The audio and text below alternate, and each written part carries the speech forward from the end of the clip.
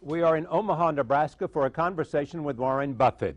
Like so many people, I got up this morning in New York and read the New York Times editorial page, and I found the following column written by him. It is an op-ed which is called "Stop Coddling the Super Rich." Here are some excerpts. Our leaders have asked for shared sacrifice, but when they did the asking, they spared me. I checked with my mega-rich friends to learn what pain they were expecting. They too were left untouched. While the poor and middle class fight for us in Afghanistan, and while most Americans struggle to make ends meet, we mega-rich continue to get our extraordinary tax breaks.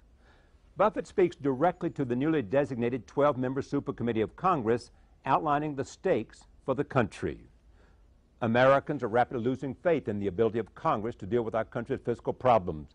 Only action that is immediate, real, and very substantial will prevent that doubt from morphing into hopelessness. That feeling can create its own reality. He spoke to spending as well as taxes, saying, "Job one for the 12 is to pare down some future promises that even a rich America can't fulfill. Big money must be saved here." And then he turned to his theme of taxes on the rich. The 12 should then turn to the issue of revenues. I would leave rates for 99.7% of taxpayers unchanged and continue the current 2 percentage point reduction in the employee contribution to the payroll tax. His argument is specific. For those making more than $1 million, there were 236,883 of them in 2009. I would raise rates immediately on taxable income in excess of $1 million, including, of course, dividends and capital gains. And for those who make $10 million or more, there were 8,274 in 2009. I would suggest an additional increase in rate. So there it is. At a time of great political debate about taxes and spending, one of the richest people in the world looks at his country and says, people like him should pay more taxes. Warren Buffett joins me now to talk about this column, the U.S. economy, the global economy, the deficit and the debt, and what he thinks we should do about taxes. I am pleased to have another conversation with my friend Warren Buffett. Welcome. Good to see you, Charlie. All right, this is not a new idea for you. No, it's not a new idea. I've done this 3 times in terms of checking in my office, and every time I come out to be the low taxpayer, but this time I got a little more upset than usual. So you got more upset and decided you wanted to write and express what central idea?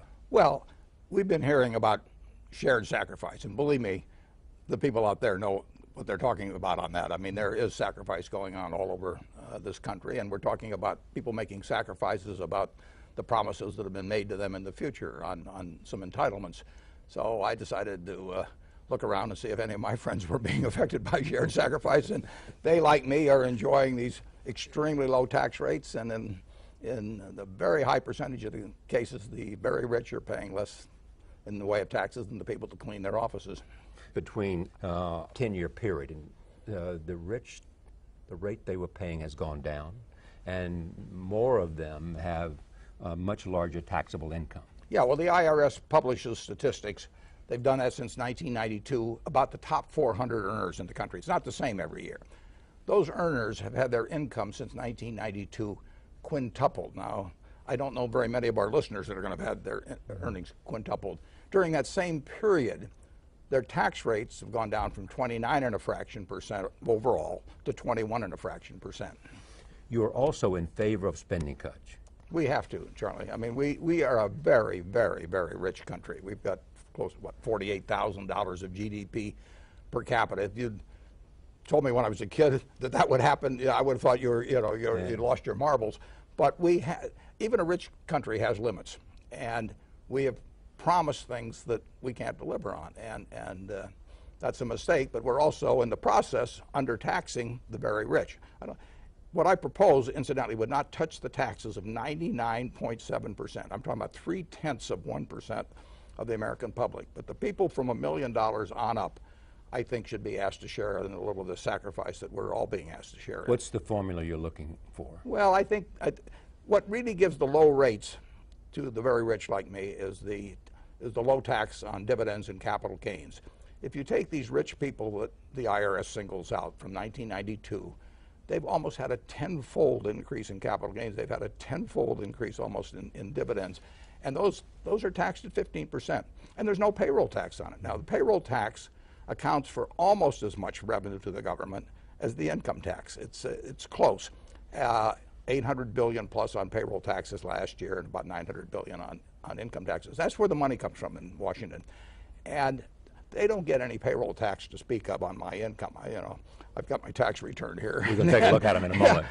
and I get taxed on up to 100,000, and my super rich friends get taxed up to 100,000, and that tax hits the people in my office very, very hard. Often they have a spouse working, so they get taxed on up to $200,000, that payroll tax, and that's at. This year we've had a waiver of 2 points, but that's normally at 15.3%. That alone is higher than the tax rate on capital gains or dividends. You point out that the average tax rate for people in your audience, the average rate for people in your office is 36% of taxable income. 36%, and nobody's below 33%. And incidentally, the lowest income person in the office is higher than the 33. They don't have the low rate. So from 33 to 41 they range, and they average 36, and I'm in there with a fat 17.4, I think it is. And why is that? Well, it taxes, if you make money with money, you get taxed at very low rates, 15% dividends and capital gains, no payroll tax. If you make money with muscle or hard work or sweat of your brow, you get taxed at rates that move on up. And most of the people, the middle class, gets taxed at rates of either 15 or 25 on their income tax, but then they get really hit hard on the payroll tax, and that's what brings the rates in our office up to an average of 36% if you leave me out. What has happened to the tax rates for the lowest 20%? The poor don't pay any. I mean, there's 80 plus million actual taxpayers that pay tax. Incidentally, some of the extremely wealthy don't pay, but that's an aberration. But no, the taxes are falling. The high rates are falling on the middle class and the upper middle class. The argument is sometimes made by people who believe that it is always good economic policy to reduce taxes, that if in fact you reduce taxes, you will create economic expansion and economic growth. People will go out and create jobs if they're not paying as much tax. People, if they're paying a higher tax, will not make as many investments. Well, I worked with investors for 60 years, small ones, large ones, super large ones. Yeah. I have yet, and I've worked with capital gains rates of 39.9% and 36% and 25%. I have yet to hear one person say to me, if I call you in the middle of the night, Charlie, and I say, Charlie, I've got this hot investment idea, your reaction is not to say, no matter what the tax rate, forget it, I'm going back to sleep because the capital gains rates are too high. No, what you're going to do is you're going to say, tell me the name Quick Warren before I change your mind. You know? And I have never had one person decline to invest with me. And I was running money 40, 50 years ago when rates were much higher. And I never had one person that showed the slightest reluctance to take an investment idea and run with it. What are the other reasons that is essential to do now? Well, I think it is essential. I think people are very, very upset about how their government works, and particularly how it worked during this raising the deficit ceiling period. I mean, so as I talk to people, they're very disillusioned. Howard Schultz of Starbucks came out with an article just the other day on that. So I think it's important that whatever is done restores to a degree, and can't do it overnight, but restores to a degree people's faith in the fact that their government can work. Now, I also think fairness is important, and I think getting rid of promises that you can't keep is important. I don't think we should cut spending dramatically now. I don't think that what I'm talking about on taxes solves the deficit gap at all, but I think fairness is important. I think having a sensible long-term plan is important to explain, and I think having it be believable is terribly important, because people don't believe these out-year things generally with Congress. They've seen too much of what's happened. Is part of this, being in the position that you're in, you want to start a conversation about the reality of taxes. Sure. And the reality of balance and fairness. Yeah, I think the American people deserve to be educated on what fellows like me are paying in taxes, for example. But they have to be educated on the reality of future promises. They have to be educated on the necessity of running significant deficits when the economy is weak. I mean, there's a lot of things in terms of economic education. But this is the time to do it. If we don't do it now, if these 12 members who have been appointed now to the super committee, if they come back with something that's a lot of mush, you know, the American public's had it. And what happens to the country? It isn't good. It isn't good. The country will still come through. Believe me, we'll rise to whatever occasion the occasion demands eventually. But we are wasting so much in the way of potential output in terms of the opportunities for people that we ought to get on with it. I mean, the job of government is to govern. Let me go to the debt ceiling debate and just talk about it for a moment. It's just like, let's just say, Charlie, that you and I agreed that after we left the studio here, we were going to go out to a track near here, and I was going to get at one end with my car, and you're going to get at the other end, and there's this line down the middle, and whichever one flinches loses his net worth to the other guy. Do you want to play? Yeah. Whether you want to play depends on how crazy you think I am. Yeah. So what do we do if we go out there? Your net worth's on the line, my net worth's on the line, the engines are revved up, you know. And I make all these menacing gestures at you. I try to look like a You make me think you're crazy. Yeah, absolutely, absolutely. And you're trying to make me think you're crazy. And we both get in our cars and we don't think the other guy's crazy. Yeah. So what do? Yeah. Right as the engines start, I throw out my steering wheel. Now you believe me, right? Well, Boehner didn't throw out the steering wheel, McConnell didn't throw out the steering wheel, but a group behind them said, throw out the steering wheel, Mr. Speaker, and make those people realize that we're not going to agree to anything that, you know, unless we get our way. And if you have a sane person dealing with somebody that you feel may be insane, by the point that when they throw out the steering wheel, you feel they're insane, you lose. And the American people lost, incidentally. Then along came Standard & Poor's and basically downgraded. Yeah. Because they said it appears that the U.S. Congress is dysfunctional and unable to deal with the issue. Yeah. You disagree with the downgrading? 100%. I mean, but you understand why they made the decision? I understand why they did it. But I will bet you McGraw-Hill owns Standard & Poor's. Right.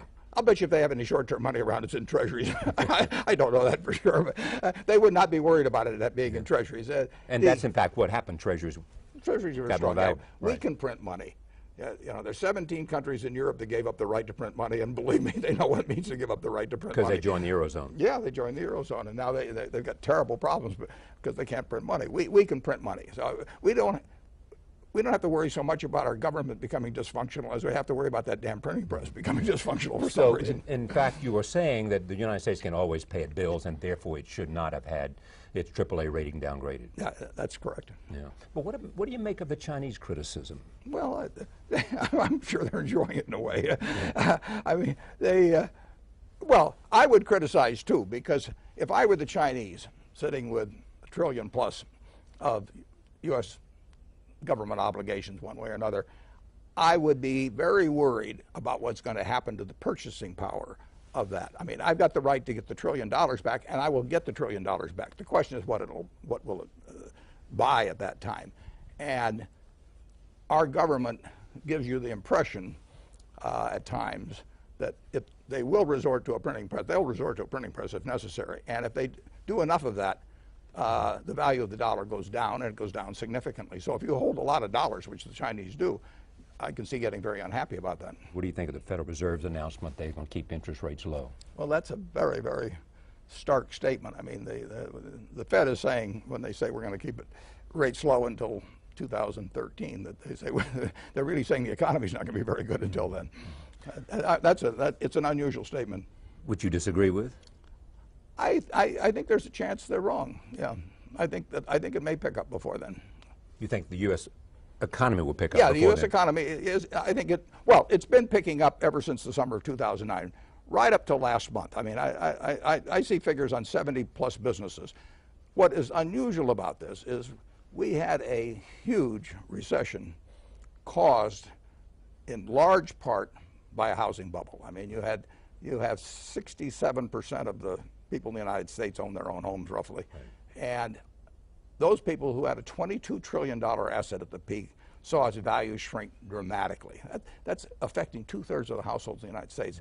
That had that incredible impact on the economy, and we won't come back big time until we've worked off the excess inventory that was created during our binge on housing a few years back. We are making progress on that every day, every week, every month. I mean, we are producing less houses than we are households. household formation has to increase beyond the housing place construction, housing construction housing, and that's been happening for a couple of years, and it's exactly what should happen. Now, I actually read some article the other day by people talking about blowing up a few houses or something. If you blew up a million houses, you'd probably be in balance now. I'm not advocating that. And if you started having households being formed by 12-year-olds, you could speed up household formation. But we're not going to have that either. But we are going to have households being formed. That's baked into the demographic pie. You are saying that what's wrong with the American economic growth picture right now is housing and construction, right. and every one of our businesses, virtually of our 70-some businesses, are doing better quarter by quarter by quarter, except those tied to housing. But housing and things like housing is way bigger than construction workers. Unemployment will fall significantly, in my view, when we get back up to 1 million housing starts. Because it won't just be construction workers. It will be our carpet workers, where we've laid off 6,000 people. It will be our brick workers, and go up and down the line. So the big recovery, we've recovered on corporate profits. We've recovered in terms of getting the banks back in shape. Banks are in good shape now. We've recovered in all kinds of areas. Corporate America is doing fine in most areas. It's not doing fine in things tied to residential construction. That won't come back until we work off the excess inventory. But the inventory is not as, the amount of excess inventory is not as high as a lot of people think, in my judgment. And that's why I say it could be before mid-2013. Going down to 8% or something? I think if when home construction's 1 million units or more running at that rate, I think we'll be at 7% or below. You have a bet with Peter Orzog, the former director of the Office of Management Budget? Yeah, but I'm talking settlement with him.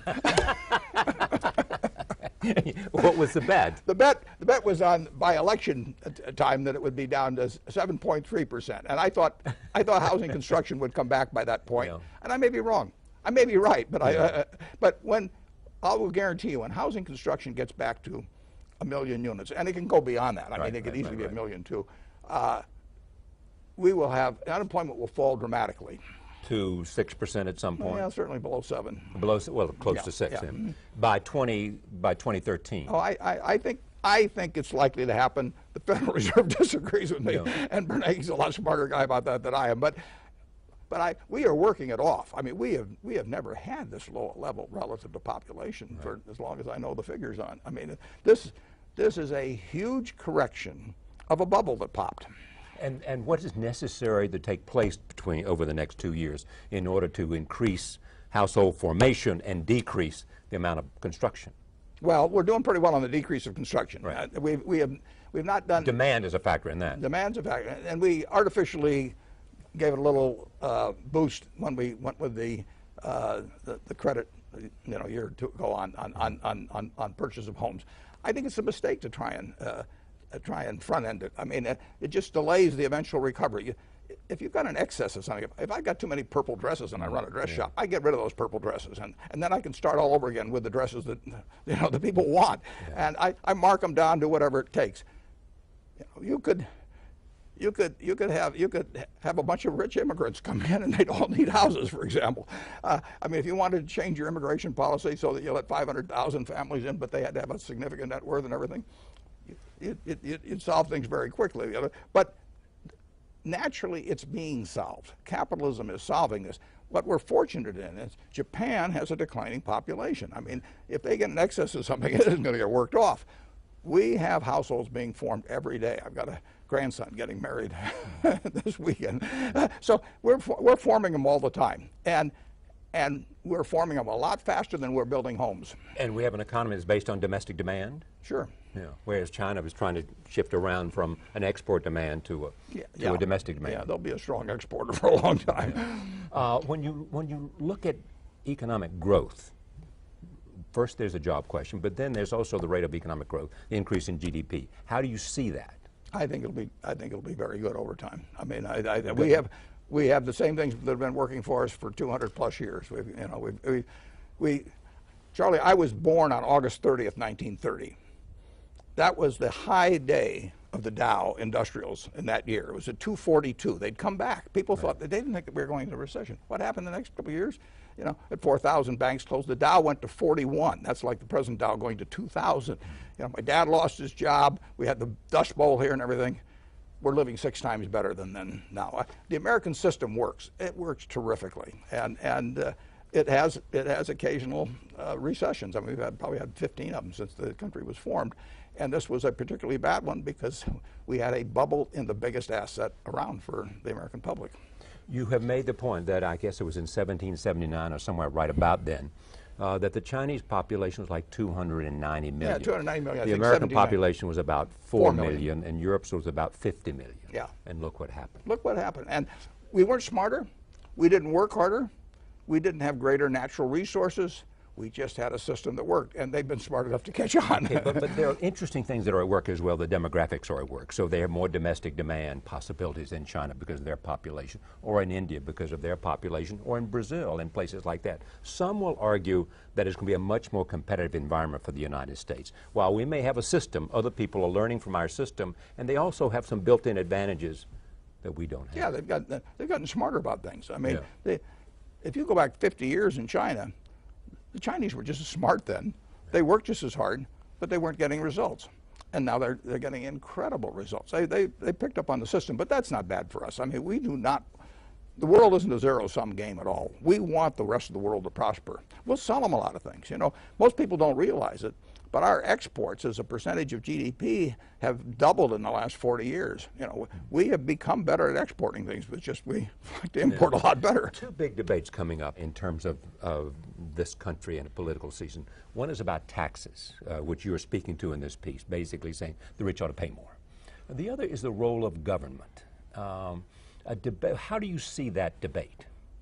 Well, I think if we get back on more or less the formula we had, which was getting 18.5 or 19% of our revenues from taxes, we can spend 21% then. We can run a deficit of a couple percent of GDP on average over time because our country will grow, and we have a lot more debt-paying capacity than we had back in 1790. Just like I've got more debt-paying capacity than I had 50 years ago. So as your income grows, your population grows, your wealth grows, you can handle more debt, but you can't let it keep increasing as a percentage of your income or wealth, and which is what we've been doing like crazy lately. So I don't mind a couple percentage point gap, 18.5 or 19 on revenues, 21 or thereabouts on expenditure. But that means we have to hit both sides, and we can't put ourselves on a trajectory that takes the expenditure side up automatically as the years pass, which is what we've done with entitlements. Do we need another stimulus program? Well, we've got the biggest stimulus program the world's seen virtually going on right now. That debate has really gotten somewhat ridiculous in my view, because fiscal stimulus is when the government spends a lot more than it's taking in. So the deficit is our stimulus. The deficit is our stimulus. You can say a bridge someplace is part of that act. You can say cutting taxes is part of it, as was the case in our Stimulus Act. But the stimulus is the government pouring more money out than it's taking in. And we have a stimulus going on that's 10% of GDP, which we haven't seen since World War II. So we have a huge stimulus going on. Nobody wants to call it a stimulus because that's gotten to be a dirty word, but we have a big stimulus. We do, in my view, whether we have a 10% of GDP deficit, right, which is a huge stimulus, or a 12 or an 8 doesn't make much difference. I think that we've pushed monetary policy to the limit, we've pushed fiscal policy to the limit, but fortunately, the most important thing in terms of this country ever coming out of recessions has been the natural workings of capitalism, and I think you've seen that the last couple of years. And you are saying at this table this day you do not see the likelihood of a double-dip recession, because the only thing that needs to happen to make this economy as strong as it is new construction. Yeah, I would say there's only two things that could cause me to be wrong on that, in my view, and I don't think either one is people lose so much faith in government to handle things that they talk themselves into a huge funk in this country. And the second thing could be if somehow the troubles of Europe spilled over here. Confidence is an important thing. Sure it is. And there was a damage to confidence based on what happened in Washington. Charlie, I own stock in a lot of companies. If I get upset about the management, what they're doing, do I lose confidence? Yes. Do I feel different about investing with them? Yes. I mean, you've got to have confidence in your leaders. I mean, we went into World War II with confidence in our leaders. It's vital. It looked like we were losing the war for 6 months, but we never lost confidence in our leaders. And you have to believe in them, and they have to give you reason to believe in them. Help me understand now what the danger is that we face, if things don't happen as well, if Washington cannot get back on track, maintain the confidence of the American people, and at the same time make the right decisions. Because if that super committee doesn't do the right thing, that's why I'm telling them to do the right thing. With but that's why you tell them, this is directed in part to that super committee to say, look, you got to look at taxes really strongly here. If I can pick 12 readers for it, they're the ones. No, if you go back to September of 2008, I mean, you had a month when everything was falling apart, Freddie, Fannie, hey, you name it. What our leaders were saying to us then, the key players, they were saying, we'll do whatever it takes. And I knew they had the power to do whatever it took, and then I believed they would do it. Now, the problem about government now is that if they come out and get on the Sunday talk shows and say, I'll do whatever it takes, people don't believe them. I mean, they've got to see action. And here they see something like the raising the deficit limit used as a hostage for something so vital importance to the United States. I mean, if you can use it as a hostage in terms of spending, you can use it as a hostage on funding education or anything else. I mean, it isn't limited to that. If you got something that comes up like that, people do not want to see the instruments of government used as weapons. The old idea of the law, that it's a shield, not a sword. I mean, the minorities become a sword in this respect. And I don't blame this on Speaker Boehner. I think if he'd you talking to the members of the Tea Party and the people that said, the people when he went back to him said to him, you're not going to have our support if you go in there and bend an inch on this. They said, throw away the steering wheel. You have also said that you guarantee that there was one way to get people to vote differently on this, which is if, in fact, if you say unless you reduce the deficit to 3% of GDP. 3% of GDP, and it's now about 10%. Right. Unless you reduce it, then you are not eligible for re-election. Yeah. If you had that facing them, you'd get a decision about these issues right away. Tomorrow. But it's still tongue-in-cheek, though, Charlie, because if you, during a huge recession like we had, during an all-out wartime period, you don't want them operating with 3% of, I mean, you need larger deficits. But you certainly need something a little less than that on average over time. But I just use it to illustrate that this is a world of incentives. Right. And we work on incentives in every way. We work on them in education, in business, every other place. And when I try to think of the incentives to get somebody who comes up for re-election in a year to do something where the policy cycle goes out 5 years or 10 years, how do you do it when the policy cycle exceeds the electoral cycle? You gotta make sure the electoral cycle's in the equation.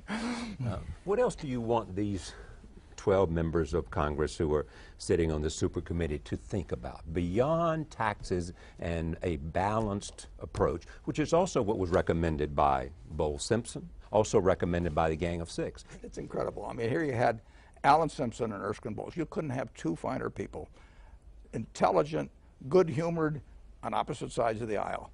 They get together and they get Tom Coburn and Dick Durbin to sign on to something. I mean, they worked for a Democrat and a Republican, a liberal Democrat from Illinois, and a conservative Republican from Oklahoma. Yeah, they were putting the country ahead of their personal feelings, and they worked for months and months and months. They get criticized, and I'm sure the hours they spent arguing over given things that they had to compromise on. And they get 11 out of 18 to agree, and that just gets tossed aside. I think that was a terrible mistake. Simpson Bowles should gain momentum. I mean, when you get people who work like crazy, many months, personal reputations at stake and everything else, and you get Coburn and Durbin. I mean, I give credit to both of them. Equal credit. I think I may not agree with Tom Coburn, but I think I think he's a real statesman. Yeah. I think he's a statesman. And in fact, he was prepared to take reductions in absolutely in corporate income tax. There is also this the president's leadership. You have said on most social issues and on distribution of wealth, the president and I are in sync. Yes? Yes. What do you mean by that? Well, I just mean that in terms of a woman's right to choose, and in terms of not having the rich get by with lower taxes than the people in their office, and there are a bunch of things that I agree with. There's limits to how much you can do and that. But what about distribution of wealth? I think that in the last 25 years, the Forbes 400, which is different than the IRS 400, Forbes 400 have gone from a couple $100 billion of wealth to $1 trillion or something like that. I mean, you've had the income of the top Americans quintuple top 400 in the last 20 years. This is becoming a nation of of haves and have-nots and super haves. I don't listen. Anybody makes $250,000. I don't consider them rich, particularly if they live in New York or LA or someplace like that. So that's why you put the level at $1 million first, and then $10 million the second. Yeah, listen. You want everybody to be able to get ahead in this country, and you want them to be able to enjoy the fruits of what they do. You like being rich? Yeah, I've been poor and I've been rich, and rich is better. But the idea is that. No. It should be a land of opportunity, and people that get rich, nobody's going to confiscate everything or anything of the sort. But the distribution in this country, market system has led to extremes. A guy that's wired like me, I don't have any special status in this world. I'm a great nurse, a great teacher, maybe much more valuable to society than I am. I'm wired so that I can figure out what things are worth. Allocate capital. Yeah, so I get super rich, and somebody whose adenoids are in a certain arrangement gets rich. But television makes a lot of people rich. I mean, Lou Gehrig held out for $25,000 in the late 30s. They benched him. They didn't bench him because he had to break his streak, but he had a long struggle. Television has made the 230 hitter or the 240 hitter, better than Ted Williams at 406. So there's a lot of serendipity in this. Everybody in this country owes their good fortune in some way to the rest of the country. This is your 2010 tax return. That's my 2010 tax return. What will I see there? Well, you'll see a lot of income. You'll see adjusted gross income of about $62 million. Right. But then I gave, you're only entitled to deduct 30% of your contribution. I gave away a lot. So I've got a charitable carry forward of about $10 billion. I don't think I'm going to use it up. But then you get to taxable income, and I've got 39.8 million, and then you get down to tax, and I got 6.9 million. And that comes to what percent of taxable income? I think it comes to 17.4. 17%. I added and in other people in your office are paying an average between of 36%. 33 to 41. Nobody's below 33. Nobody's below 33. I think how much of that has to do with the payroll tax? Well, a lot, because they all pay it. I pay it incidentally, but it's $15,000 for me. $15,300. And it's $15,300 for all the people in the office, pretty much. And many of them have spouses where it's another $15,300 for the spouse. So with some of them, it's $30,000, and that's a lot of money to them. A lot. And you said you want the 12 most important people can read this, are the people in Congress who are on the CEPA committee. What else can be done to give it leg? Well, I hope the Times is a launching pad. I think that it's a subject worth serious discussion, and I already heard from somebody this morning that they're putting on Facebook. I never thought of social media as being a way to they're putting this column on Facebook so it'll get a wider and a different distribution. Yeah. 600 million.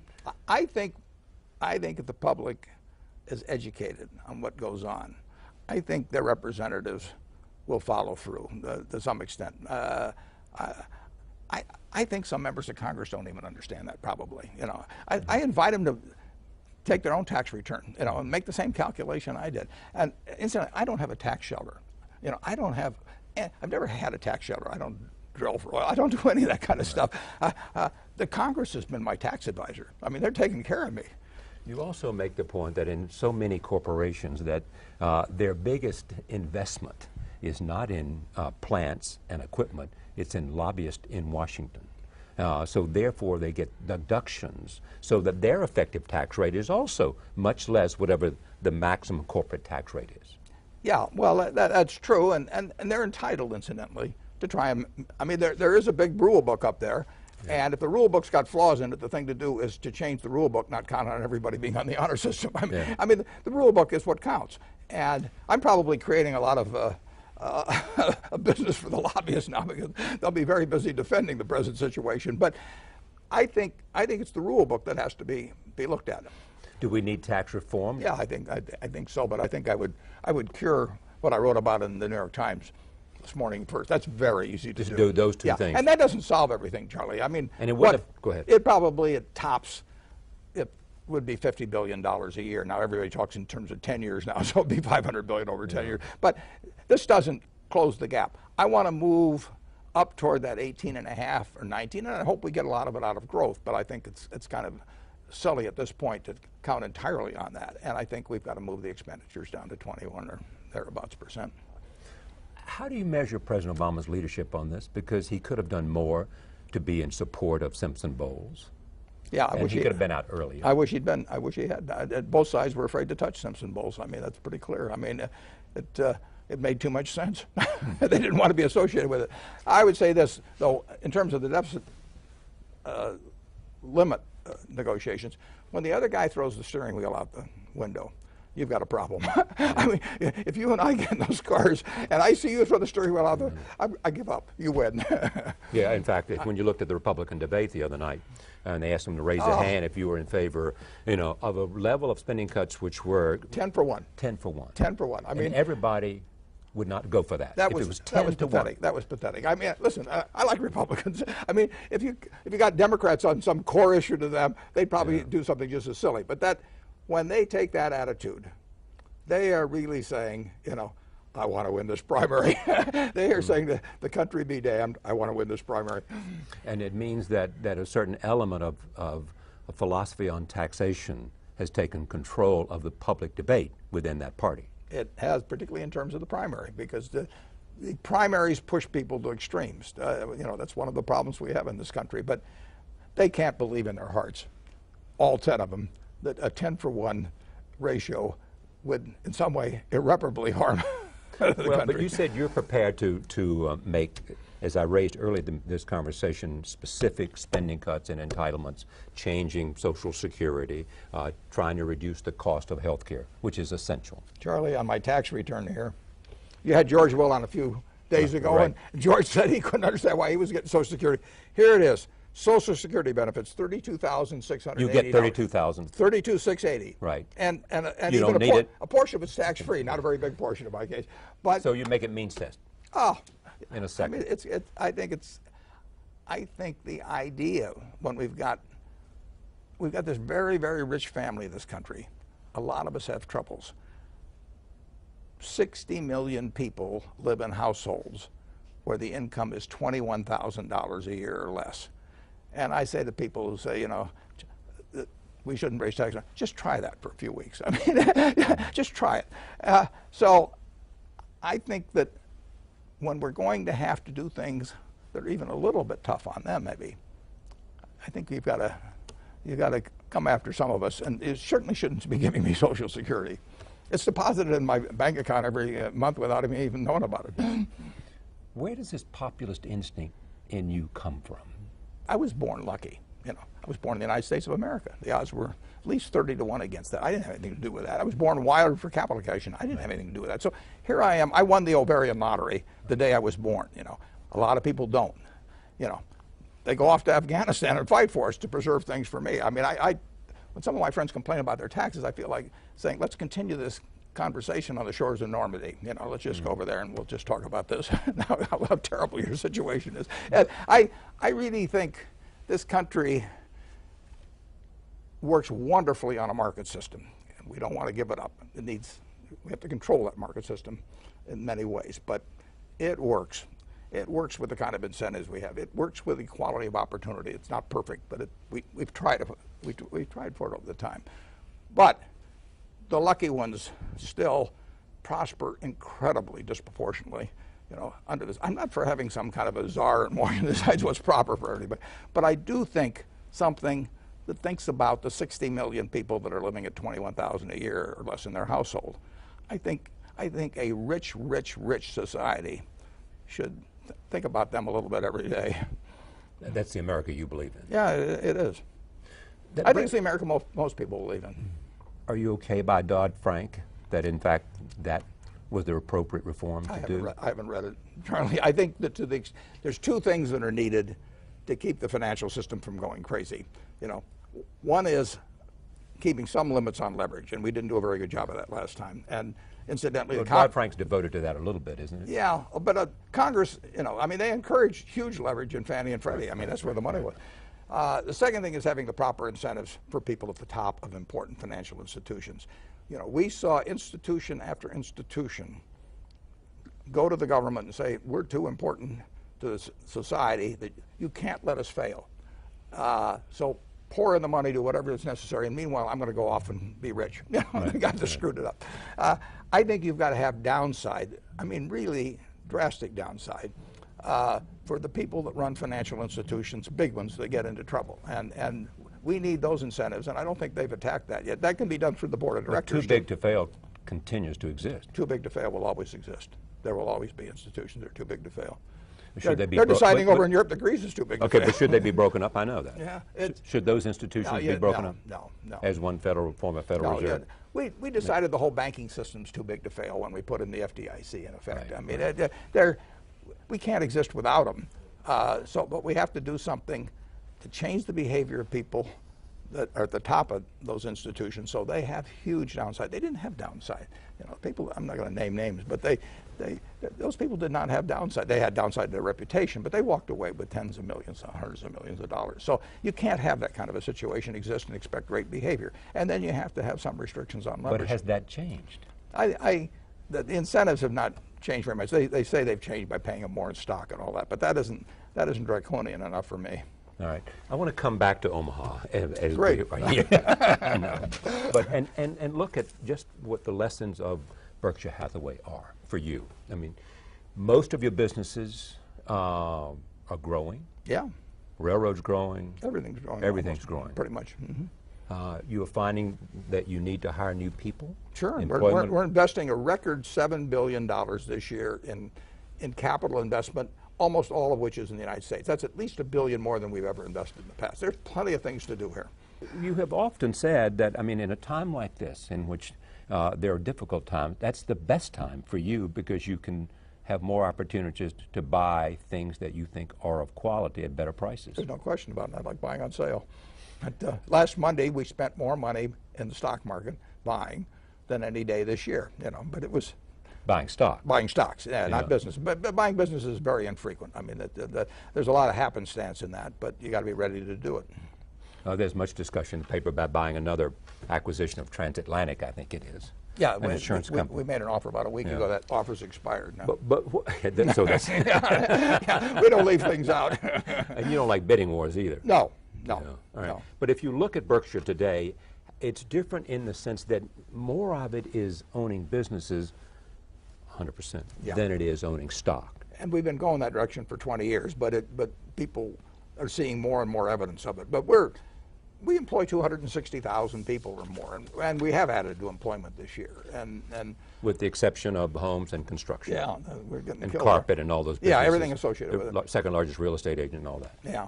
Yeah, and that's the one thing. So Berkshire, in a sense, offers an opportunity to look at where the U.S. economic growth is. I can tell you how many people had dilly bars yesterday. Everything from dilly bars to corporate aircraft.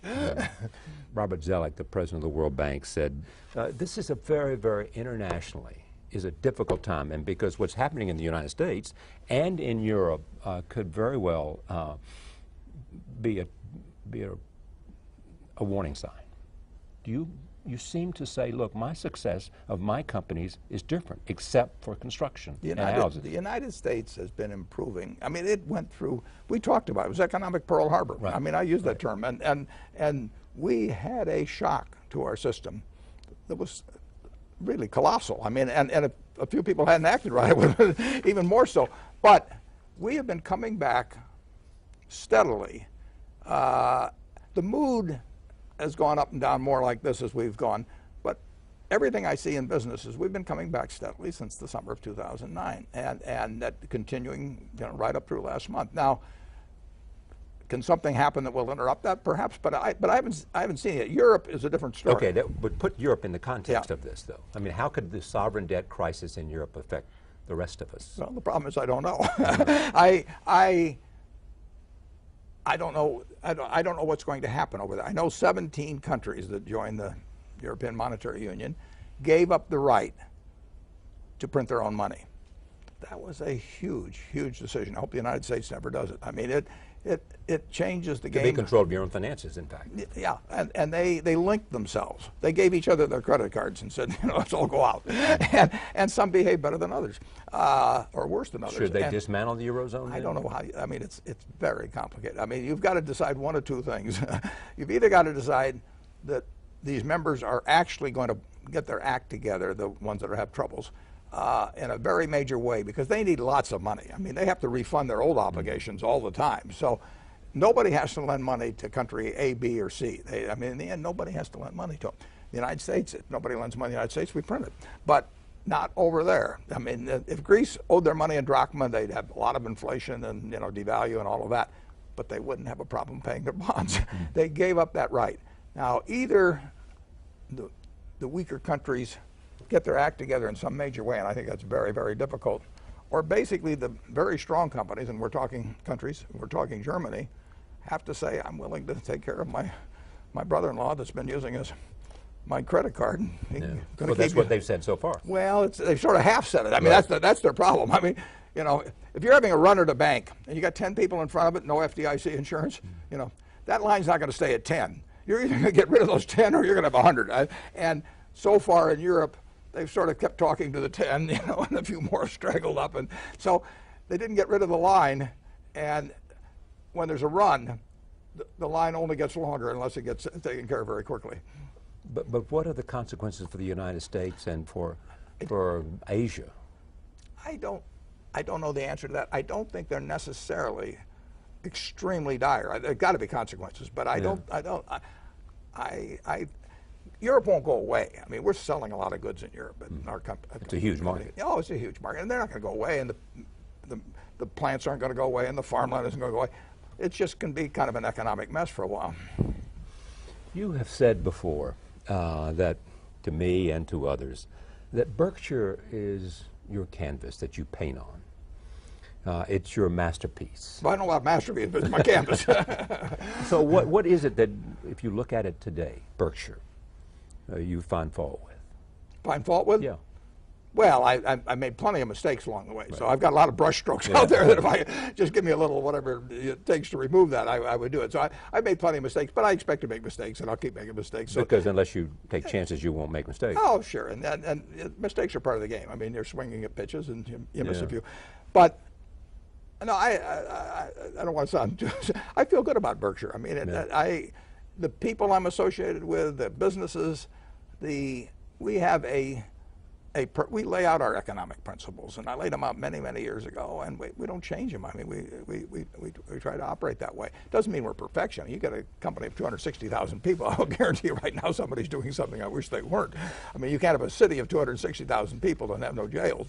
But overall, I feel there's a culture that I don't think any other really large public company has, and I think it's enduring because it's so inculcated in the managers, the shareholders, the directors, everybody. So I feel good about Berkshire. Would I be wrong to suggest the thing you worry most about is whether after you are gone that culture remains as it is, that you have in a sense made Berkshire strong enough to exist without you? Yeah, I don't worry about that. I worried about it over the years, which is why I did a bunch of things that I think ensure that future. But that's always the question. I mean, you've seen all kinds of great companies topple for one reason. You once said to me and to others, you have to make your company idiot-proof because at some point some idiot will run it. Yeah, well, that may be even the case now. I mean, but if someone has said, I think that the thing you worry most about is whether Berkshire will be intact 20 years after you're dead. Well, I don't worry about it, but I care about it. Yeah, no, and since I care about it, I've put things in place which I think almost ensure that Berkshire will be a lot better 20 years after I'm gone than it is now. Where is succession today? Where's succession? Yeah. If I die tonight, tomorrow morning it won't take the board an hour to have announced who the my new successor. CEO is. Absolutely. They know exactly who it is, and they agree. But it may change 6 months from now. It's unlikely to change 6 months from now, but it could. I mean, that person could die. Is there a list of people or one person? There's several people, but there's one person they've all agreed on. Takes over CEO.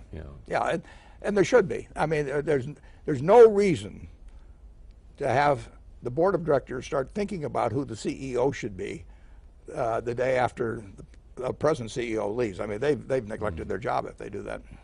Was the Sokol affair the thing that caused you most angst because it had to do with judgment of?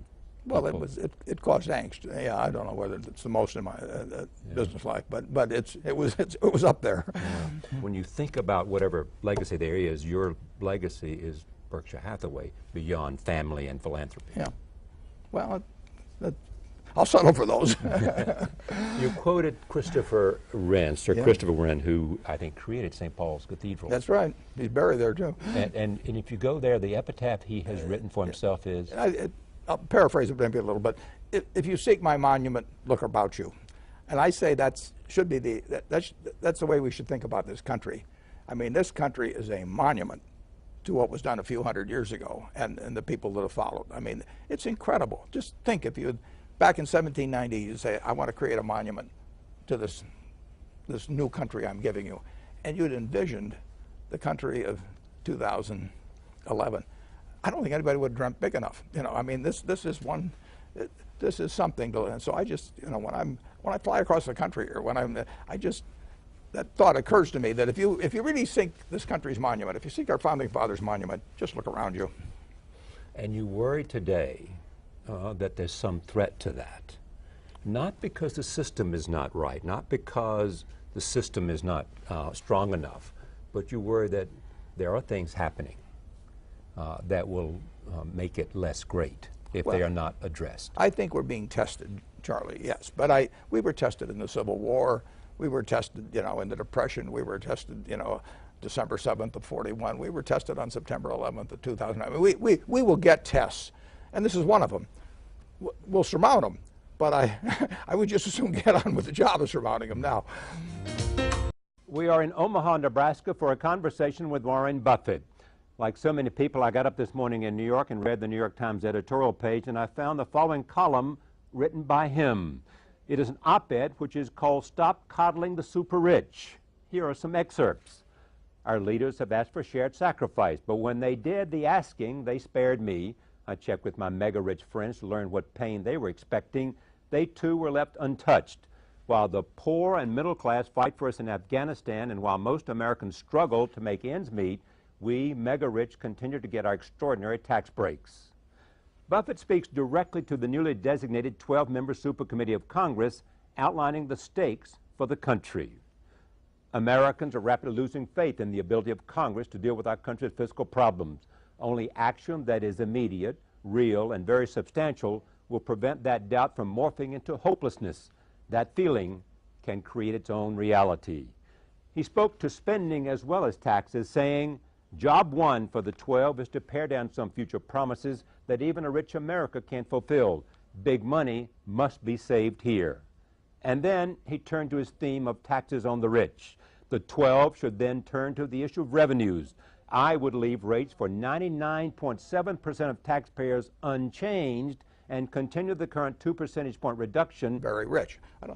What I propose, incidentally, would not touch the taxes of 99.7%. I'm talking about 0.3% of the American public. But the people from $1 million on up, I think, should be asked to share in a little of the sacrifice that we're all being asked to share in. What's the formula you're looking for? Well, I think what really gives the low rates to the very rich like me is the low tax on dividends and capital gains. If you take these rich people that the IRS singles out from 1992, they've almost had a tenfold increase in capital gains. They've had a tenfold increase almost in dividends. And those are taxed at 15%. And there's no payroll tax on it. Now, the payroll tax accounts for almost as much revenue to the government as the income tax. It's close. 800 billion plus on payroll taxes last year and about 900 billion on income taxes. That's where the money comes from in Washington. And they don't get any payroll tax to speak of on my income. I've got my tax return here. We're going to take a look at them in a moment. and I get taxed on up to 100,000, and my super rich friends get taxed up to 100,000, and that tax hits the people in my office very, very hard. Often they have a spouse working, so they get taxed on up to $200,000, that payroll tax, and that's at. This year we've had a waiver of 2 points, but that's normally at 15.3%. That in the employee contribution to the payroll tax. His argument is specific.